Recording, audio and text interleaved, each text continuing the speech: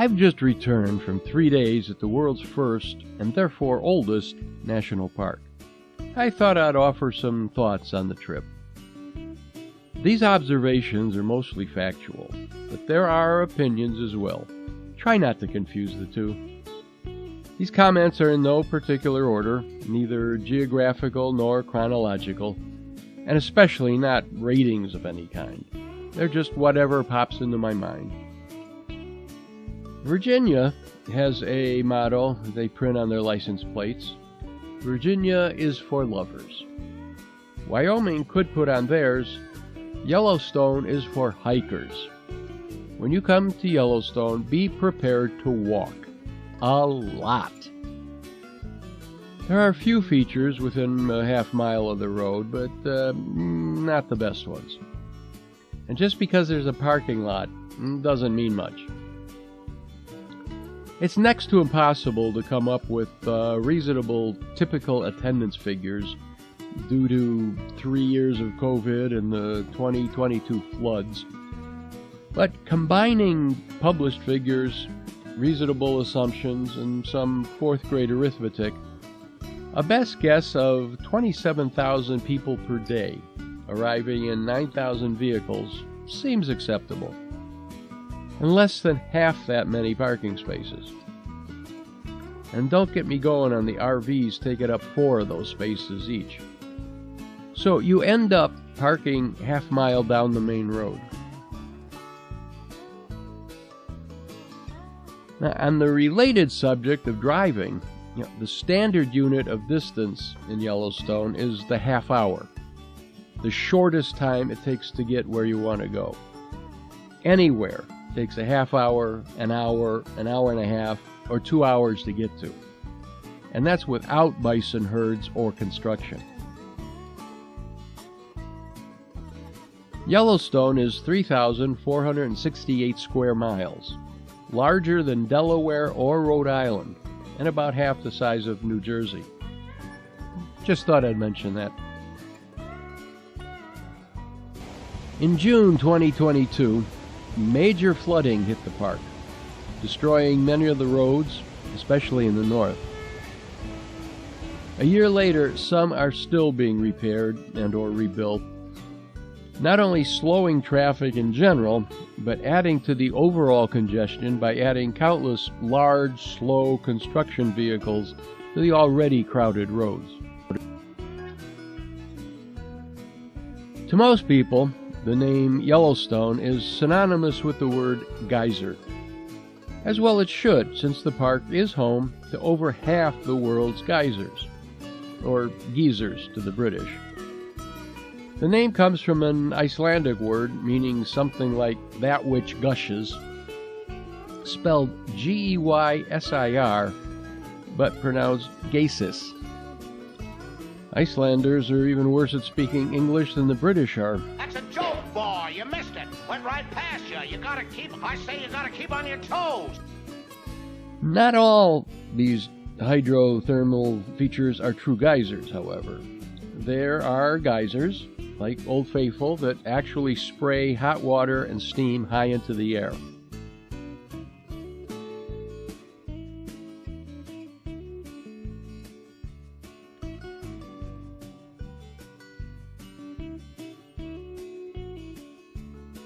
There are hot springs, like Grand Prismatic Spring, which just kind of lay there under much lower pressure.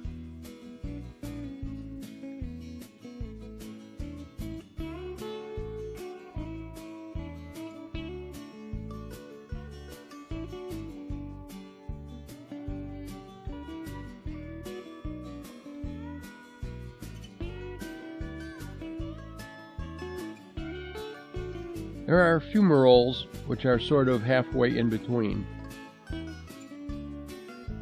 And mud pots, which just go glub, glub. Yellowstone has a number of each of these, but honestly, there's no real reason to spend the time to see them all. For instance, if you check out Norris Basin, you can skip Biscuit and Black Sand. They're basically all the same. but be alert and obey the signs.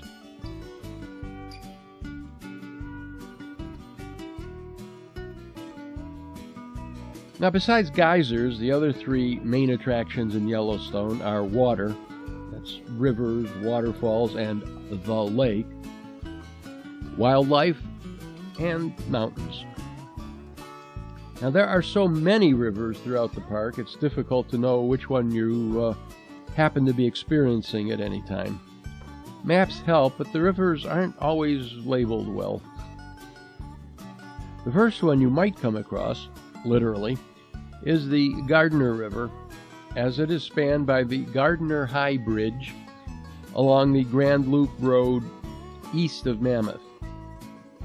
The bridge is one of those flood victims currently, of June 2023, being repaired.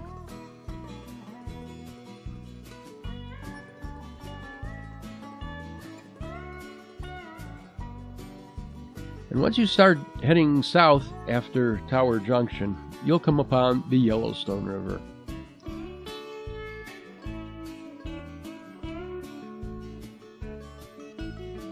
The road takes you up, up, up over the mountains as much as 8,800 feet above sea level, ears popping all the way.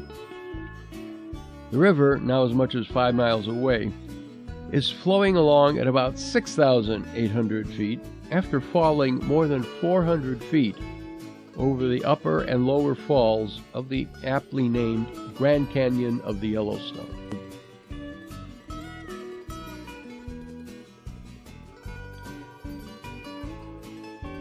I think there's some sort of law that requires all visitors to take this same picture from Artist Point. There are other rivers and waterfalls about, but again, this is the main one. A few others are near the road and may be worth a quick stop. There's generally a pull-off, not to be confused with a pullover.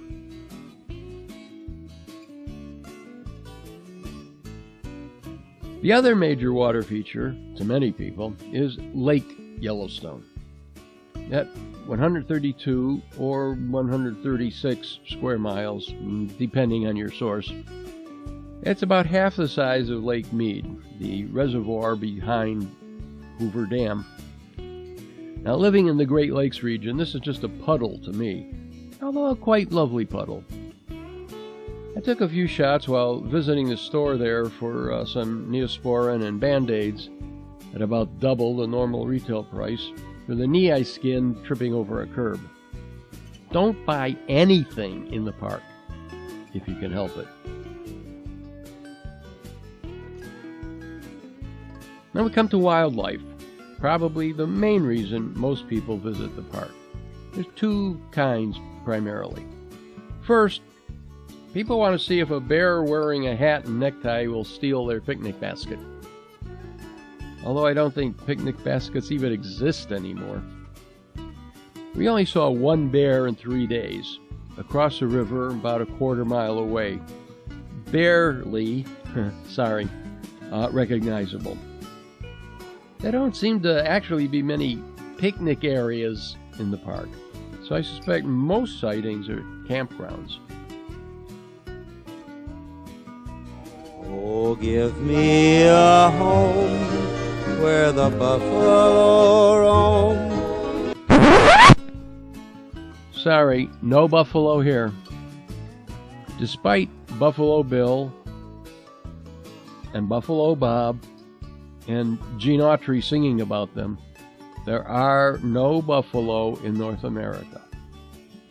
What we have are bison. Buffalo are native to Asia and Africa. But I hear you ask, aren't bison and buffalo the same? Well, no. When settlers first visited the New World and saw bison, they thought they looked like the Cape buffalo and water buffalo from other parts of the world. So they called them buffalo. And this misnomer continues to this day, although there actually isn't much resemblance. Buffalo, scientifically named Cincerus kaffir, and bison. Believe it or not, the scientific name is bison, are two entirely different species, although both are members of the cow family. Bison have larger heads and shoulders with much shorter horns, but buffalo have more proportionate head and shoulders and much larger, more curved horns. Now, although we came up short on the bear front, we hit the jackpot with the bison. Maybe 4 or 5 herds, or maybe some of the same ones on different days, of about 30 to 50 head each. Unfortunately, they like congregating along the sides of roads and ambling back and forth, holding up traffic for what seemed like hours.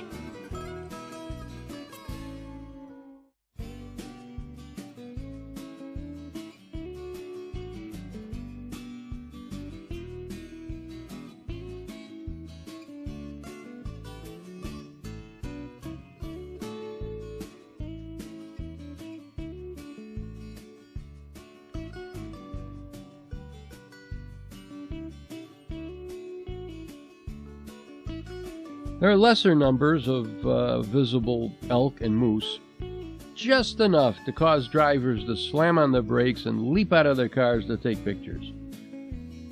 There are rumors of foxes, but you need to be really dedicated and probably have a professional guide with you to see them. And now, the largest, all-encompassing feature of the park, the mountains. My wife says she must have been a geologist in a previous life, since the mountains were her favorite part of the park. Bison were cool, up to the point where they blocked the road for the 3rd time. And geysers, well, there's over 400 of them. Seeing 2 or 3 of each type is representative enough, and saves miles and miles of walking. Quite frankly, though, with apologies to my wife, the mountains are also pretty much all the same. Seem to me maybe 4 or 5 different types. But at least you could view them while traveling from place to place. And they are beautiful. Of course, there are exceptions to most of what I've said. My favorite non-typical site is Roaring Mountain. The geyser shoots out the side of the mountain, making it not only an unusual geyser, but an unusual mountain as well. And Mammoth Hot Springs. Most hot springs are just pools at ground level. But Mammoth has these, mammoth terraces. The spring has a different mineral and chemical composition than the rest of the park. So as the water dried and evaporated over the millennia, these huge limestone features were deposited. Unless you're willing to pay the premium to stay within the park, I'd recommend staying in West Yellowstone. Gardner is fine, except it has no real restaurants, just a bunch of bar and grill establishments. And they all have much the same menu, hamburgers and some sort of bison and or elk concoctions. West Yellowstone lodging is a few dollars more. They have real restaurants. There's even a McDonald's. And it's more centrally located to the main park features. Overall, it was about what we expected. I did about a month's worth of research before we decided to go, largely based on the National Park Service website and YouTube videos. Since all the information presented was aimed mainly at outdoorsy people, and we are born and bred city kids, we weren't sure would really enjoy it all that much. For the most part, though, it's great. The scenery's gorgeous, the geysers are intriguing, and would never see that kind of wildlife around here, except in a zoo. There are negatives, of course. Everything is so far apart. I suppose that's part of the wilderness charm. and the scenery helps make up for it. The roads are a bit too narrow, especially for all the Rockstar tour bus-sized RVs out there, but there's no room to widen them. And kids being exposed to nature who don't really want to be there because there's no internet. And there's no internet, or even cell service. A trade-off. In general, a good thing, but not always. There were many, many times I would have loved to be able to look up information about the difference between buffalo and bison, the next Old Faithful eruption, and how were the Mammoth Hot Springs terraces formed. There's supposedly a cell tower at Old Faithful, but we were never able to get a signal. Yellowstone is pretty much a bucket list item. Everyone should visit it once.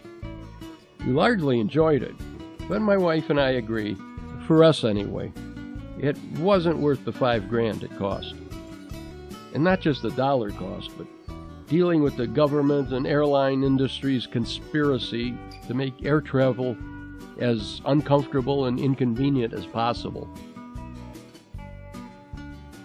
So, that's my thoughts and observations on Yellowstone. I'm sure no one agrees with me, but that's not unusual. Let me know. Regardless, thanks for watching. Have a nice trip if you should decide to go.